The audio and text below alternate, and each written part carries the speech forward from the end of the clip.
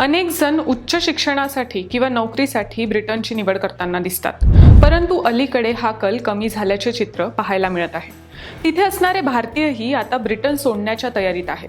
आतापर्यंत ब्रिटनमधून हजारोंच्या संख्येने भारतीय बाहेर पडले आहेत।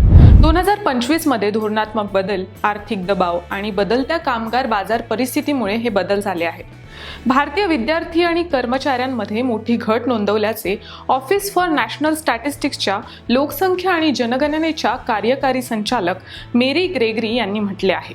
ब्रिटन सोडून जाणाऱ्यांच्या यादीत भारतीय नागरिकांची संख्या सर्वाधिक आहे। ब्रिटन सोडणारे सुमारे 45,000 भारतीय नागरिक विद्यार्थी विजावर, 22,000 नागरिक कर्मचारी विजावर, तर 7,000 नागरिक इतर विजावर ब्रिटनमध्ये होते।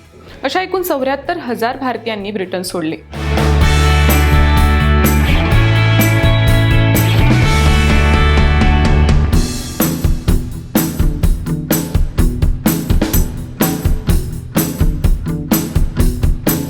यानंतर चीनचा क्रमांक लागतो।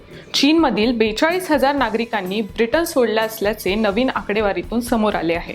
ऑफिस फॉर नॅशनल स्टॅटिस्टिक्सने मायदेशी परतण्याचे कारण विद्यार्थी विजावर ब्रिटनमध्ये आलेले लोक असल्याचे म्हटले आहे।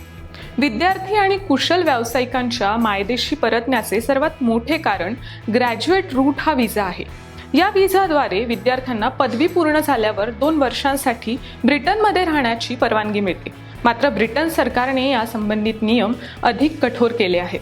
व्हिसा कालावधी कमी करणे, पात्रतेचे नियम अधिक कडक करणे, विद्यापीठांसाठी कडक तपासणी नियम लागू करणे हे बदल ब्रिटनच्या भविष्यासाठी धोक्याचे असू शकतात, असा इशारा तेथील उद्योजकांनी दिला आहे। तसेच ब्रिटनमध्ये महागाई इतकी वाढली आहे की राहणीमानाचा खर्च व्यवस्थापित करणेही कठीण झाले आहे। एकीकडे सरकार धोरणे कडक करत आहेत, तर दुसरीकडे व्यावसायिक चिंता व्यक्त करत आहेत। लंडनच्या आर्थिक लॉबी गटांनी तंत्रज्ञान, वित्त, आरोग्य सेवा, अध्यापन आणि संशोधन या क्षेत्राकडे कामगारांचा तुटवडा असल्याचे सांगितले आहे।